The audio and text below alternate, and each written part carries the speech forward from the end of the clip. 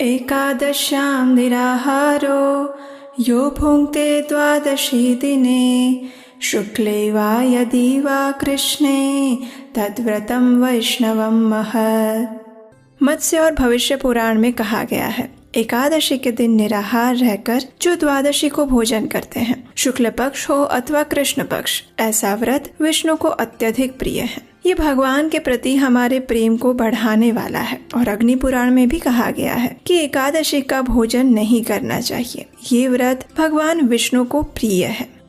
हरे कृष्णा। एकादशी के दिन व्यक्ति को अपना पूरा समय भगवान श्री कृष्ण की सेवा में लगाना चाहिए और अधिक से अधिक भक्तिमयी सेवाएं करनी चाहिए। श्रील प्रभुपाद कहते हैं कि एकादशी का पालन जीव तत्व के लिए है, क्योंकि वह भौतिक रोगों से ग्रस्त हैं। आदर्श एकादशी का अर्थ है कि एकादशी के दिन हमारी एकादश इंद्रियों को उनके विषय से हटाकर श्री कृष्ण की सेवा में लगाना। अर्थात एकादशी के दिन जल और किसी भी प्रकार का खाद्य पदार्थ ग्रहण नहीं करना और सारे दिन और रात श्री कृष्ण की सेवा में रत रहना। जैसे कि माला जप की संख्या बढ़ा देना, विग्रह की विशेष सेवा करना, एकादशी कथाओं का अधिक श्रवण करना, श्रीमद् भागवतम का अध्ययन करना, भजन कीर्तन करना, हरि कथा श्रवण करना और वैष्णवों की सेवा करना इत्यादि। इससे भगवान श्री कृष्ण अवश्य ही प्रसन्न होते हैं और जो एकादशी का पूर्ण निष्ठा और नियम पूर्वक पालन करते हैं, उसे उनकी शुद्ध भक्ति प्रदान करते हैं। ऐसी ही पवित्र एकादशी तिथि है अश्विन मास के कृष्ण पक्ष में आने वाली इंदिरा एकादशी।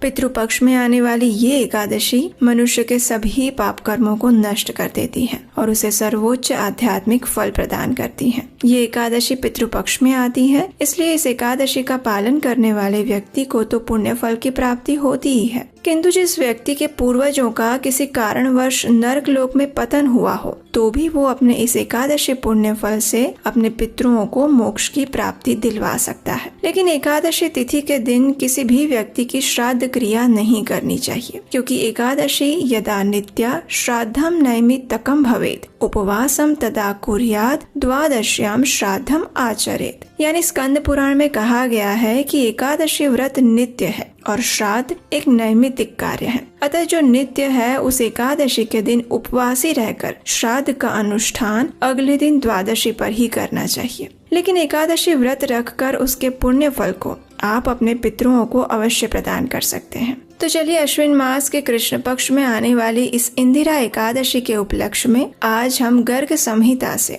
एक पौराणिक कथा का श्रवण करते हैं। ये बात है वृंदावन की, जहाँ परम भगवान श्री कृष्ण अपनी बाल लीलाएं किया करते थे। अपने सुंदर मुस्कान और नटखट लीलाओं से उन्होंने सभी व्रजवासियों को अपने मोह पाश में बांध दिया था। उनके लिए उनकी दुनिया यानी उनका कान्हा, कोई उन्हें अपने पुत्र की तरह प्रेम करता तो कोई उन्हें अपने सखा बनाकर उनके साथ खेलता रहता। किसी के लिए कृष्ण अपने प्रियतम या प्रेमी थे तो किसी के लिए वे उनके तारणहार थे। इन सभी में गोपियों का प्रेम माधुर्य भाव में था। वे सब चाहती थी कि कृष्ण उनके पति बने और कृष्ण के प्रति उनका प्रेम भी असीमित था। लेकिन वे सब इस बात से भली भांति परिचित थी कि श्री कृष्ण को सबसे अधिक प्रेम और कोई नहीं कर सकता, केवल राधा रानी ही कर सकती है। और वे सभी गोपियां राधा रानी की सर्वोच्च प्रेममय स्थिति को भी जानती थी। इसलिए एक दिन उन सभी गोपियों ने राधा रानी को घेर लिया और उनसे कृष्ण प्रेम के गोपनीय तत्व को पूछते हुए कहने लगी। वृषभानो सुते दिव्ये हे राधे कंजलोचने श्री कृष्णस्य प्रसादार्थ वद किंचित व्रतम शुभम। हे वृषभानु नंदिनी श्री राधिके, आप हमें श्री कृष्ण की प्रसन्नता के लिए कोई व्रत बताइए, ऐसा व्रत जो श्री कृष्ण को प्रसन्न कर सके। जो देवताओं के लिए भी दुर्गम है, वे श्री कृष्ण नंद नंदन तुम्हारे वश में रहते हैं। तुम तो सभी शास्त्रों में पारंगत मानी गई हो, इसलिए हमारे ऊपर कृपा करें। हमें भी श्री कृष्ण को प्रसन्न करने की कोई विधि या फिर उपाय बताइए। ये सुनकर श्रीमती राधा रानी ने कहा, श्री कृष्णस्य प्रसादार्थम कुरुते एकादशी व्रतम तेन वश्यो हरिः साक्षात् भविष्यति न संशय। अर्थात श्री कृष्ण की प्रसन्नता के लिए आप सभी मिलकर एकादशी व्रत का अनुष्ठान कीजिए। इससे साक्षात श्री कृष्ण तुम्हारे वश में हो जाएंगे और इसमें कोई संशय नहीं। ये बात सुनकर सभी गोपियों ने कहा, हे राधिके, तुम तो सभी ज्ञान की निधि हो, इसलिए कृपया हमें ये बताओ कि क्या पूर्व काल में ये व्रत किसी और ने भी किया था और इससे उन्हें क्या फल मिला था। तो इसका उत्तर देते हुए राधा रानी कहती हैं, हे गोपियों, सबसे पहले देवताओं ने अपने छीन लिए गए राज्य को पुनः प्राप्त करने हेतु और दैत्यों का संहार करने हेतु इस व्रत का पालन किया था। इसके बाद एक राजा वैशांत थे। किसी कारणवश उनके पूर्वज यमलोक में चले गए थे, इसलिए अपने पितरों का उद्धार करने के लिए इस राजा ने भी इसी एकादशी व्रत का पालन किया था और उसी व्रत के पालन के फल स्वरूप उनके पूर्वजों को परम आध्यात्मिक जगत की प्राप्ति हुई थी। लुम्पक नाम के राजा को उसके ही पाप कर्मों के कारण उसके परिवारजनों ने त्याग दिया था। जब लुम्पक ने एकादशी का व्रत निष्ठा पूर्वक किया तो उसके फल स्वरूप उसे अपना राज्य और परिवार दोनों ही पुनः प्राप्त हो गए। भद्रावती नगरी में पुत्रहीन राजा ने इस व्रत का अनुष्ठान किया था और उसे पुत्र की प्राप्ति हुई थी। इतना ही नहीं, एक ब्राह्मणी को देव कन्याओं ने इस व्रत का फल अर्पित किया तो उसके फल स्वरूप उस ब्राह्मणी को धन धान्य से भरपूर स्वर्ग की प्राप्ति हुई। पुष्पदंती और माल्यवान ये दोनों यक्ष थे, लेकिन कुबेर के श्राप से उन्हें पिशाच योनि मिली थी। जब उन्होंने एकादशी का व्रत किया तो वे अपनी पिशाच योनि से भी मुक्त हो पाए। पूर्व काल में भगवान श्री रामचंद्र ने भी समुद्र पर सेतु बांधने से पूर्व और रावण का वध करने के लिए एकादशी व्रत का अनुष्ठान किया था। प्रलय के अंत में उत्पन्न हुए आंवले के वृक्ष के नीचे बैठकर सभी देवताओं ने एक समय जगत कल्याण हेतु एकादशी व्रत का पालन किया था। पिता की आज्ञा से ऋषि मेधावी ने भी एकादशी का व्रत किया और उसी के परिणाम स्वरूप वे अप्सरा के साथ संपर्क दोष से मुक्त हो पाए। हे गोपियों, ये एकादशी व्रत इतना पुण्य फल प्रदान करने वाला है कि वो बड़े से बड़े पाप के सुमेरु को भी नष्ट कर देता है।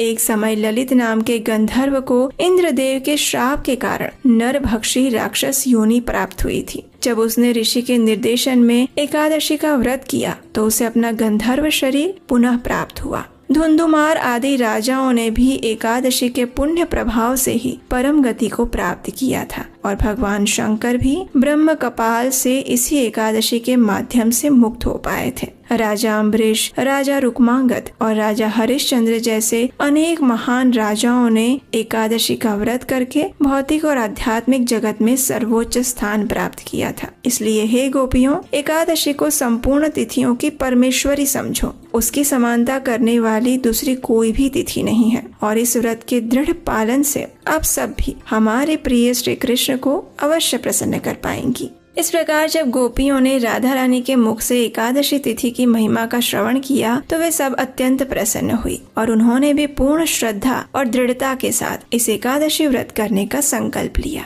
इन सभी गोपियों द्वारा पूर्ण भक्ति भाव से किए गए इस एकादशी व्रत के अनुष्ठान के परिणाम स्वरूप भगवान श्री कृष्ण उन पर अत्यंत प्रसन्न हुए और उनकी हृदय की इच्छा को पूर्ण करते हुए उन्होंने मार्गशीर्ष मास की पूर्णिमा के दिन इन सभी गोपियों के साथ रास नृत्य किया। तो इस प्रकार एकादशी तिथि अत्यंत पवित्र और सभी व्रतों में श्रेष्ठ है और ये इंदिरा एकादशी भी व्यक्ति को हर प्रकार के भौतिक सुख समृद्धि तो प्रदान करती ही है, लेकिन मृत्यु के बाद वो मनुष्य को परम आध्यात्मिक लोक प्राप्त करने का भी अवसर देती है। इतना ही नहीं, इस एकादशी का श्रद्धा और नियम पूर्वक पालन करने से व्यक्ति अपने पितरों और पूर्वजों के ऋण से भी मुक्त हो सकता है। अगर उनकी जीवात्मा को अन्य शरीर प्राप्त नहीं हुआ है या फिर वे अवांछित योनि में भटक रहे हैं तो उनका उद्धार भी इस एकादशी के पालन द्वारा संभव है। बस करना यही है कि अगर आप अपने पितरों के लिए एकादशी व्रत रखते हैं तो एकादशी का संकल्प लेते समय भगवान के समक्ष हाथ में गंगा जल लेकर भगवान से अपने पितरों के लिए प्रार्थना कीजिए और एकादशी व्रत का सभी नियमों के साथ पालन करने का निश्चय कीजिए। अगले दिन जब एकादशी का पारण करें तो किसी सुयोग्य ब्राह्मण या वैष्णव को भगवान को अर्पित भोजन प्रसाद रूप में खिलाइए और अपनी क्षमता अनुसार उन्हें दान दक्षिणा दीजिए।